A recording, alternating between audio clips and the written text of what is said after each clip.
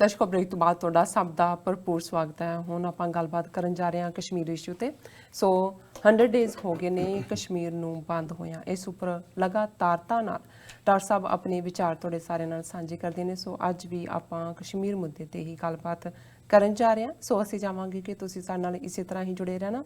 ਸੋ ਅੱਜ ਇਸੇ ਹੀ ਸੈਗਮੈਂਟ ਦੇ ਵਿੱਚ ਤੁਹਾਡੇ ਜੋ ਮੈਸੇਜ ਨੇ ਉਹ ਆਪਾਂ ਸਾਂਝੇ ਕਰਨ ਜਾ ਰਹੇ ਹਾਂ। ਸੋ ਅਸੀਂ ਚਾਹਾਂਗੇ ਕਿ ਤੁਸੀਂ ਸਾਡੇ ਨਾਲ ਇਸੇ ਤਰ੍ਹਾਂ ਹੀ जुड़े रहना। Thank you so much ji. Doctor साहब की कहना चाहोगे? देखो 100 डेज जी 100 दिन बिल्कुल ਤੁਸੀਂ 100 ਘੰਟੇ ਲਈ ਤੁਹਾਨੂੰ ਕੋਈ ਇਹ ਕਹੇ ਵੀ ਤੁਸੀਂ ਆਪਣੇ ਘਰ ਚੋਂ ਬਾਹਰ ਨਹੀਂ ਆਣਾ, ਤੁਹਾਡੇ ਕੋਲ ਇੰਟਰਨੈਟ ਨਹੀਂ ਹੋਗਾ। ਅਮਰੀਕਾ ਵਰਗੇ ਮੁਲਕ 'ਚ ਵੀ ਜਿੱਥੇ ਤੁਹਾਨੂੰ ਬਿਜਲੀ ਪਾਣੀ ਹਰ ਚੀਜ਼ ਅਨਇੰਟਰਪਟਡ ਹੁੰਦਾ ਹੈ ਜੀ, ਤੇ ਤੁਹਾਡਾ ਕੀ ਹਾਲ ਹੈ। ਔਰ ਕਿਵੇਂ 80 ਲੱਖ ਲੋਕ ਕੋਈ ਛੋਟੀ ਗਿਣਤੀ ਨਹੀਂ ਹੈ। ਦੁਨੀਆ ਦੇ ਸ਼ਾਇਦ 60-70 ਦੇਸ਼ਾਂ ਤੋਂ ਜ਼ਿਆਦਾ ਆਬਾਦੀ ਵਾਲਾ 80 ਲੱਖ ਨੇ ਜੀ।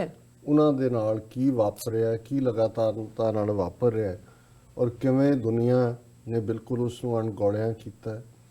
ਈਵਨ ਲਗਭਗ 57 ਦੇਸ਼ ਮੁਸਲਮਾਨਾਂ ਦੇ ਨੇ, ਉਹਨਾਂ 'ਚ ਬਿਲਕੁਲ ਹਾਲਾਂ ਸ਼ੁਰੂ 'ਚ ਟਰਕੀ ਔਰ ਮਲੇਸ਼ੀਆ ਉਹਨਾਂ ਨੂੰ ਛੱਡ ਕੇ ਬਾਕੀ ਉਹ ਤਾਂ ਮੋਦੀ ਨੂੰ ਸੱਦ ਕੇ ਅਵਾਰਡ ਦੇ ਰਹੇ ਸੀ ਜੀ। ਉਸ UAE ਹੋਏ, ਸਾਊਦੀ ਅਰੇਬੀਆ ਹੋਏ, ਪਾਕਿਸਤਾਨ ਨੇ ਆਵਾਜ਼ ਚੁੱਕੀ, ਅੱਜ ਵੀ ਚੁੱਕ ਰਿਹਾ ਹੈ। ਪਰ ਕੁੱਲ ਮਿਲਾ ਕੇ ਅਸੀਂ ਕੋਈ ਇੰਟਰਨੈਸ਼ਨਲ ਲੈਵਲ ਤੇ ਉੱਤੇ ਉਹਦਾ ਇੰਪੈਕਟ ਨਹੀਂ ਦੇਖਿਆ ਅਦਰ ਦੈਨ ਅੱਜ ਕਸ਼ਮੀਰ 'ਚ ਕੀ ਚੱਲ ਰਿਹਾ ਹੈ। ਖਬਰਾਂ ਤਾਂ ਨੇ ਜੀ ਹੁਣ ਉਹ ਬੱਸਾਂ ਵੀ ਨਾਰਮਲ ਆ ਗਈਆਂ, ਭਾਵੇਂ ਬੱਸਾਂ 'ਚ ਸਵਾਰੀ ਕੋਈ ਨਹੀਂ ਹੈ ਜੀ।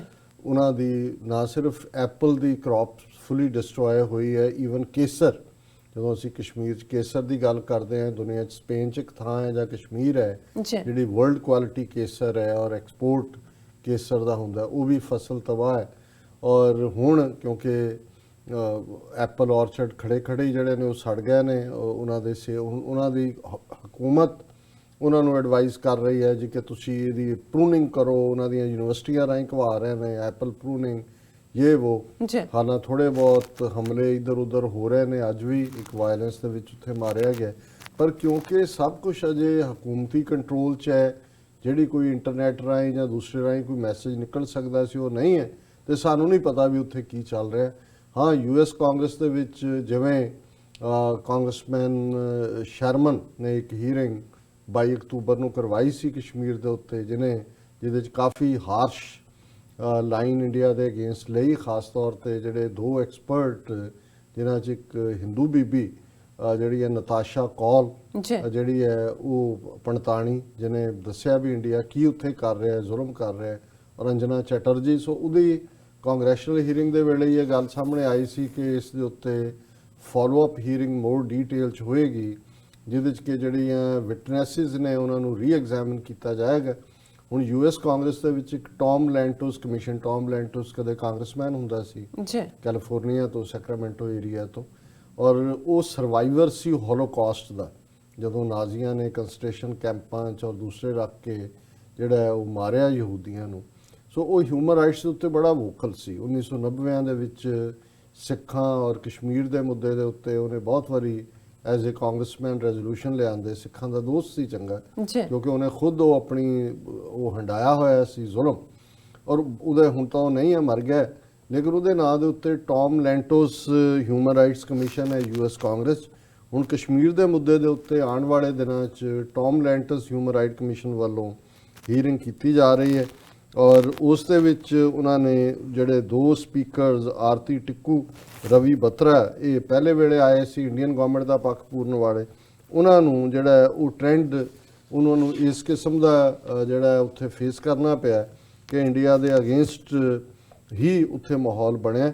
ਤੇ ਕੋਚੇਅਰ ਇਸ ਲੈਂਟੋਸ ਟੌਮ ਲੈਂਟੋਸ ਕਮਿਸ਼ਨ ਦੀ ਜੇਮਸ P. ਮੈਕਵਰਨ ਨੇ, ਉਹ ਵੀ ਜੰਮੂ ਕਸ਼ਮੀਰ ਜਿਹੜਾ ਲਾਕਡਾਊਨ ਆ ਉਹਦੇ ਖਿਲਾਫ ਕਾਫੀ ਆਵਾਜ਼ ਚੁੱਕੀ ਹੈ, ਔਰ ਉਹਨਾਂ ਨੇ even Mike Pompeo secretary of state ਨੂੰ ਲਿਖਿਆ ਕਿ ਵੀ ਨਵੀਂ ਦਿੱਲੀ ਦੇ ਉੱਤੇ ਉਹ ਪ੍ਰੈਸ਼ਰ ਪਾਉਣ ਤਾਂ ਕਿ ਇਹ ਜਿਹੜਾ ਕਮਿਊਨੀਕੇਸ਼ਨ ਬਲੈਕਆਊਟ ਹੈ ਇਹਨੂੰ ਚੁੱਕਿਆ ਜਾਏ, ਔਰ ਜਿਹੜੇ ਹਜ਼ਾਰਾਂ ਦੀ ਗਿਣਤੀ ਦੇ ਵਿੱਚ ਚੁੱਕ ਕੇ ਉੱਥੋਂ ਭਾਰਤ ਭਰ ਦੀਆਂ ਜੇਲ੍ਹਾਂ 'ਚ ਖਿਲਾਰੇ ਹੋਏ ਨੇ ਕਸ਼ਮੀਰੀ, ਉਹਨਾਂ ਨੂੰ ਰਿਲੀਜ਼ ਕੀਤਾ ਜਾਏ।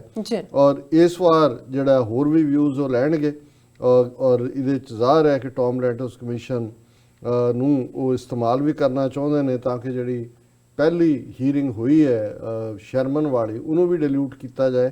ਇਹ ਤਾਂ ਹੁਣ ਸਾਹਮਣੇ ਆਏਗਾ ਕਿ ਵੀ ਉਹਨਾਂ ਨੇ ਕੀ ਕਰਨਾ ਹੈ। ਪਰ ਕੁੱਲ ਮਿਲਾ ਕੇ ਜਿਹੜਾ ਸੈਂਟੀਮੈਂਟ ਹੈ ਵਿਦਨ ਜਿਹੜੇ ਸੱਚਮੁੱਚ ਜਿਹੜਾ ਦਿਲੋਂ ਥੋੜਾ ਬਹੁਤ ਰੱਖਦੇ ਨੇ। ਬਾਕੀ ਤਾਂ ਇੱਥੇ ਵੀ ਜਿਹੜੀ ਪੋਲੀਟੀਕਲ ਲੌਬਿੰਗ ਹੈ ਵੀ ਕਿਨੇ ਕਿੱਥੇ ਇਕੱਠੇ ਕਰਕੇ ਫੰਡ ਰੇਜ਼ਿੰਗ ਕਿਹਦਾ ਕਰਾ ਦਿੱਤਾ ਹੈ, ਕਿਹਦੇ ਤੋਂ ਕੀ ਬਿਆਨ ਦਵਾ ਦਿੱਤਾ, ਔਰ ਉਹਦੇ 'ਚ ਹਿੰਦੂ ਤੋਂ ਵੀ ਇੱਥੇ ਬਹੁਤ ਸਾਰਾ ਪੈਸਾ ਜਿਹੜਾ ਉਹ ਪੰਪ ਕਰ ਰਹੇ ਨੇ। ਔਰ ਕੁੱਲ ਮਿਲਾ ਕੇ ਇਸ ਵੇਲੇ ਕੋਈ ਸਾਨੂੰ UN ਸਿਕਿਉਰਿਟੀ ਕੌਂਸਲ ਜਾਂ ਈਵਨ ਯੂਰਪੀਅਨ ਪਾਰਲੀਮੈਂਟ ਜਿਨ੍ਹਾਂ ਦਾ ਇਨੀਸ਼ੀਅਲੀ ਉਹਨਾਂ ਨੇ ਸਟੇਟਮੈਂਟ ਵੀ ਦਿੱਤੀ ਸੀ, ਜਾਂ ਈਵਨ ਲੇਬਰ ਪਾਰਟੀ ਇੰਗਲੈਂਡ ਦੀ, ਉਹ ਵੀ ਹਿੰਦੂ ਤਵੀਆਂ ਨੇ ਐਸਾ ਉੱਥੇ ਇੰਪੈਕਟ ਬਣਾਇਆ ਵੀ ਉਹਨਾਂ ਨੇ ਬੈਕਆਊਟ ਕੀਤਾ ਆਪਣੀ ਸਟੇਟਮੈਂਟ ਤੋਂ। ਸੋ ਅਸੀਂ ਤਾਂ ਆਪਣੇ ਕਸ਼ਮੀਰੀ ਭਰਾ ਭੈਣਾਂ ਦੇ ਲਈ ਅਰਦਾਸ ਕਰ ਸਕਦੇ ਹਾਂ, ਹੋਰ ਸਾਡੇ ਕੋਲ ਨਹੀਂ ਹੈ ਕੁਝ ਵੀ। ਔਰ ਅਸੀਂ ਇਹ ਜ਼ਰੂਰ ਇਸ 100 ਦਿਨ ਪੂਰੇ ਹੋਣ ਦੇ ਉੱਤੇ ਇਹ ਯਕੀਨ ਦਹਾਨੀ ਕਰਾ ਸਕਦੇ ਹਾਂ ਕਿ ਸਾਡੇ ਲਈ ਕਸ਼ਮੀਰੀ ਸਟਰਗਲ ਸਾਡੇ ਦਿਲ ਦੇ ਇੰਨੀ ਹੀ ਕਰੀਬ ਹੈ ਜਿੰਨੀ ਸਾਡੀ ਆਪਣੀ ਆਜ਼ਾਦੀ ਖਾਲਿਸਤਾਨ ਦੀ ਸਟਰਗਲ ਹੈ। ਅਸੀਂ ਆਵਾਜ਼ ਬੁਲੰਦ ਕਰਦੇ ਰਹਾਂਗੇ ਔਰ ਹਰ ਪੋਸੀਬਲ ਮੁਮਕਿਨ ਤਰੀਕੇ ਦੇ ਨਾਲ ਜਿੱਥੇ ਵੀ ਕਸ਼ਮੀਰੀਆਂ ਦੀ ਗੱਲ ਦਾ ਉਹਨਾਂ ਦੇ ਨਾਲ ਹੋ ਰਹੇ ਜ਼ੁਲਮਾਂ ਦੀ ਗੱਲ ਹੈ ਉਹਨੂੰ ਬਰਾਬਰ ਅਸੀਂ ਕਰਦੇ ਹਾਂ ਔਰ ਇਹਨੂੰ ਅਸੀਂ ਜਾਰੀ ਰੱਖਾਂਗੇ। ਜੀ ਮੇਰੇ ਕੋਲ ਮੈਸੇਜ ਹੈਗੇ ਨੇ ਪਹਿਲੇ ਸੈਗਮੈਂਟ ਤੇ। ਸਤਪਾਲ ਸਿੰਘ ਪੁਰੇਵਾਲ ਜੀ ਸਾਨੂੰ ਲਿਖਦੇ ਨੇ, ਕਹਿੰਦੇ ਡਾਕਟਰ ਸਾਹਿਬ ਜੀ ਆਪ ਜੀ ਨੂੰ ਤੇ ਆਪ ਜੀ ਦੀ ਸਾਰੀ ਟੀਮ ਨੂੰ ਵੇਖ ਰਹੇ ਸਮੂਹ ਦਰਸ਼ਕਾਂ ਨੂੰ ਫਤਿਹ ਅਰਜ਼ ਕਰਦਾ ਹਾਂ। ਪ੍ਰਵਾਨ ਕਰਨੀ ਜੀ। ਵਾਹਿਗੁਰੂ ਜੀ ਕਾ ਖਾਲਸਾ ਵਾਹਿਗੁਰੂ ਜੀ ਕੀ ਫਤਿਹ। ਰਾਜਵਿੰਦਰ ਸਿੰਘ ਜੀ ਕਹਿੰਦੇ ਨੇ ਕਿ ਵਾਹਿਗੁਰੂ ਜੀ ਕਾ ਖਾਲਸਾ ਵਾਹਿਗੁਰੂ ਜੀ ਕੀ ਫਤਿਹ। Pakistan should avoid promoting Kartarpur Sahib as economically good for Pakistan, otherwise India is going to hurt them. So ਅੱਗੇ ਸਾਜਦ ਜ਼ੁਲਫਿਕਾਰ ਤੰਗ ਸਾਨੂੰ ਲਿਖਦੇ ਨੇ, sir you know why Indian government insisted on passport, then they can make money from sex. And Daljit Singh ਲਿਖਦੇ ਨੇ ਖਾਲਿਸਤਾਨ ਪਾਕਿਸਤਾਨ ਜ਼ਿੰਦਾਬਾਦ। ਨਾਸਰ ਅਹਿਮਦ ਰਾਜਾ ਵੀ ਸਾਨੂੰ ਕਹਿੰਦੇ ਨੇ ਕਿ ਖਾਲਿਸਤਾਨ ਜ਼ਿੰਦਾਬਾਦ। ਨੌਸ਼ਿਦ ਗੁੱਜਰ ਜੀ ਕਹਿੰਦੇ ਨੇ ਕਿ ਖਾਲਿਸਤਾਨ ਜ਼ਿੰਦਾਬਾਦ, ਪਾਕਿਸਤਾਨ ਜ਼ਿੰਦਾਬਾਦ, TV 84 ਜ਼ਿੰਦਾਬਾਦ। ਐਂਡ SO ਸੁਰਿੰਦਰ ਜੀ ਹੋਰਾਂ ਨੇ ਸਾਨੂੰ ਬਹੁਤ ਹੀ ਵਧੀਆ ਨਜ਼ਮ ਲਿਖੀ ਹੈ, ਭੇਜੀ ਹੈ। ਨਨਕਾਣਾ ਆ ਕੇ ਵੇਖ ਲਵਾਂ, ਕਦੇ ਵੇਖਾਂ ਜਾ ਨਨਕਾਣਾ ਮੈਂ, ਮਨ ਅੰਦਰ ਰੀਝ ਸਮੋਈ ਏ, ਚੁੰਮਾ ਤੇਰੀ ਸਰਦਲ ਬਾਬਾ ਇੱਕ ਸੁੱਚੀ ਆਸ ਪਰੋਈਏ। ਮੇਰੇ ਮਨ ਮੰਦਰ ਦੇ ਅੰਦਰ ਤਾਂਗਾ ਦਾ ਦੀਵਾ ਜਗਦਾ ਏ, ਮੈਂ ਪਾਰ ਵਾਗਿਓ ਆ ਜਾਵਾਂ, ਤੇਰਾ ਪ੍ਰੇਮ ਸੁਨੇਹਾ ਕਲਦਾ ਏ। ਮੇਰੇ ਰੋਮ ਰੋਮ ਦੇ ਅੰਦਰ ਇੱਕ ਨਾਮ ਤੇਰਾ ਹੀ ਵਸਦਾ ਏ, ਤੇਰਾ ਨਾਮ ਖੁਮਾਰੀ ਬਾਬਾ ਜੀ ਮੇਰੇ ਜੀਵਨ ਅੰਦਰ ਰਸਦਾ ਏ। ਮੇਰੀ ਆਸ਼ਾ ਪੂਰੀ ਕਰ ਦੇਵੋ, ਮੈਂ ਤੇਰੇ ਦਰ ਤੇ ਆ ਜਾਵਾਂ, ਮੇਰਾ ਜੀਵਨ ਸਫਲਾ ਹੋ ਜਾਵੇ, ਬਸ ਨਾਮ ਤੇਰਾ ਹੀ ਮੈਂ ਗਾਵਾਂ। ਹੱਥ ਜੋੜਾਂ ਤਰਲੇ ਪਾਉਂਦਾ ਵਾਂ, ਇੱਕ ਨਜ਼ਰ ਸਵੱਲੀ ਕਰ ਦੇਵੋ, ਨਨਕਾਣਾ ਆ ਕੇ ਵੇਖ ਲਵਾਂ, ਮੇਰੀ ਖਾਲੀ ਝੋਲੀ ਭਰ ਦੇਵੋ। So nice, so beautiful. And Surjit Singh Bains ji ਸਤਿ ਸ਼੍ਰੀ ਅਕਾਲ ਬੁਲਾਉਂਦੇ ਨੇ। ਇਮਰਾਨ ਅਲੀ ਜੀ ਸਾਨੂੰ ਖਾਲਿਸਤਾਨ ਜ਼ਿੰਦਾਬਾਦ ਕਹਿੰਦੇ ਨੇ। ਐਂਡ ਬਾਲ ਸਿੰਘ ਜੀ ਸਾਨੂੰ ਫਤਿਹ ਬੁਲਾਉਂਦੇ ਨੇ। ਐਂਡ ਬਲਜਿੰਦਰ ਸਿੰਘ ਜੀ ਵੀ ਸਾਨੂੰ ਫਤਿਹ ਬੁਲਾਉਂਦੇ ਨੇ। ਬਿੱਲਾ ਨੀਲਾ ਜੀ ਲਿਖਦੇ ਨੇ, ਅੱਗੇ ਹੈਗਾ ਹਰੂਨ ਤਰਾਰ ਜੀ ਕਹਿੰਦੇ ਨੇ ਕਿ ਨਾਈਸ ਪ੍ਰੋਗਰਾਮ ਡਾਕਟਰ ਸਾਹਿਬ। ਐਂਡ ਬਲਜਿੰਦਰ ਸਿੰਘ ਜੀ ਕਹਿੰਦੇ ਨੇ ਕਿ India free occupied Punjab and Kashmir. And ਮੈਂ ਹੁਣ YouTube ਤੇ ਆ ਜਾਂਦੇ ਜੀ। ਫਾਹਦ ਜਾਨ ਵੀ ਲਵ ਯੂ ਡਾਕਟਰ ਸਾਹਿਬ। ਰਾਣਾ ਸ਼ਾਨੀ ਗੁੱਡ। ਰਾਣਾ ਆਸਿਫ ਡਾਕਟਰ ਸਾਹਿਬ ਮੁਬਾਰਕ from UK working on taxi stand phone operator, I am watching you live. ਬਹੁਤ ਬਹੁਤ ਸ਼ੁਕਰੀਆ ਰਾਣਾ ਜੀ। Khurram Shahzad Butt very good.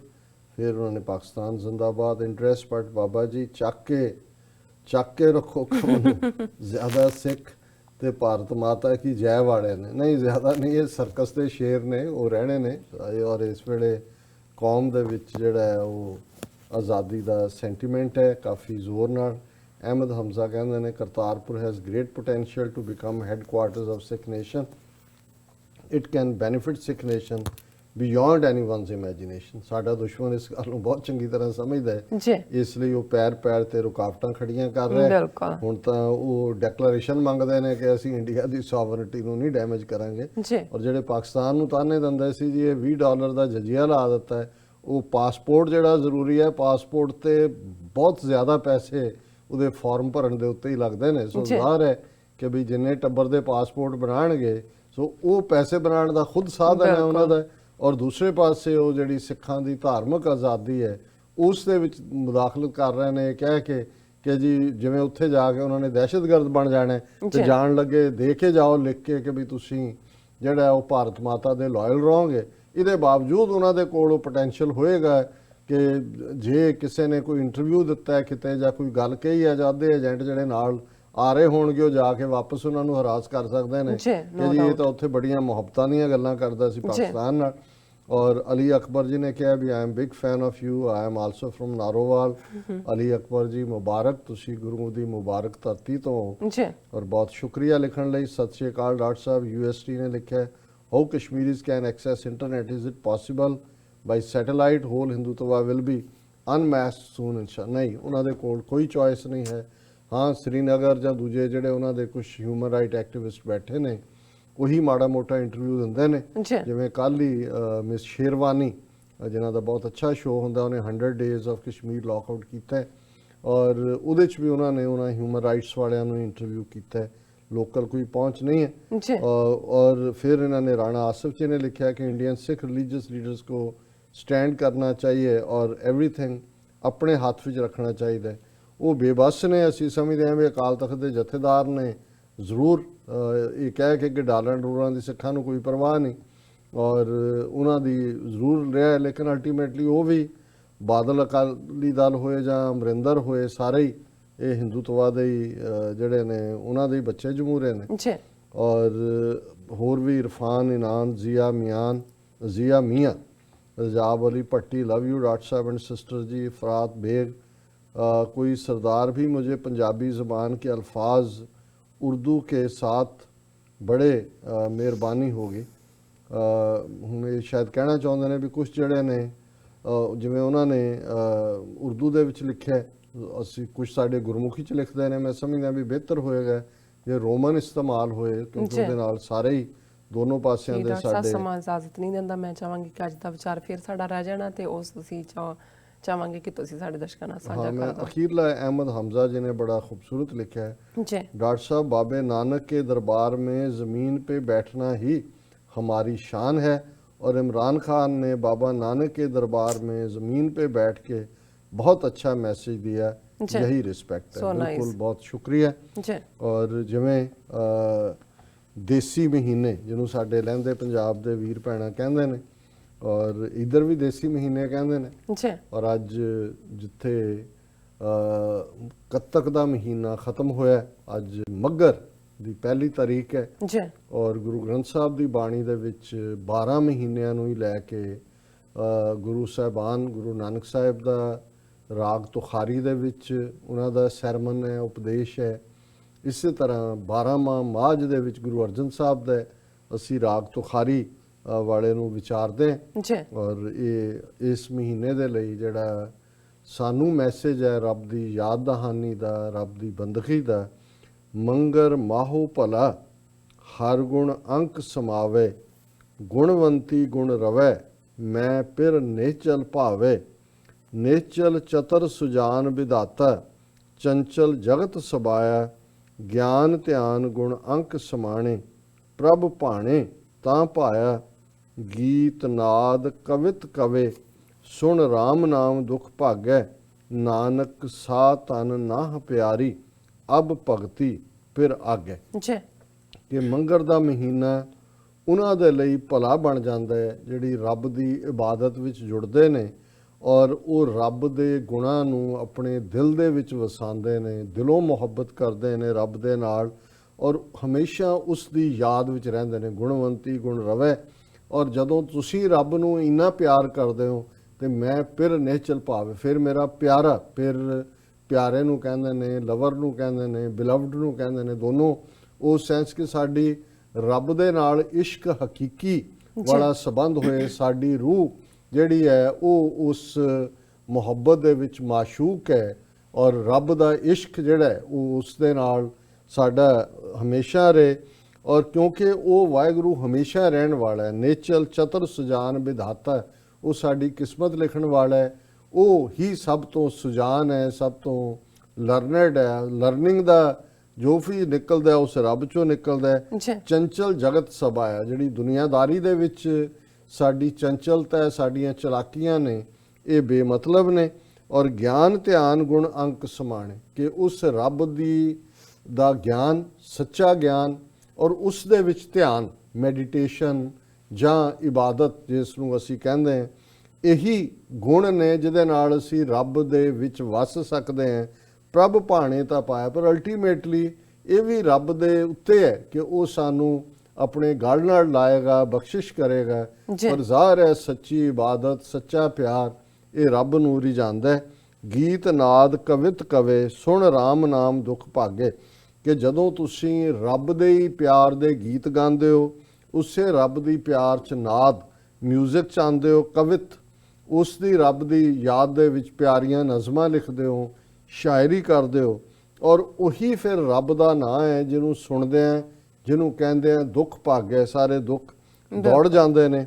ਨਾਨਕ ਸਾਹ ਧਨ ਨਾ ਪਿਆਰੀ, ਧਨ ਕਹਿੰਦੇ ਨੇ ਇਸਤਰੀ ਨੂੰ, ਰੂਹ ਨੂੰ, ਕਿ ਉਹੀ ਫਿਰ ਰੂਹ ਰੱਬ ਨੂੰ ਪਿਆਰੀ ਹੋਏਗੀ।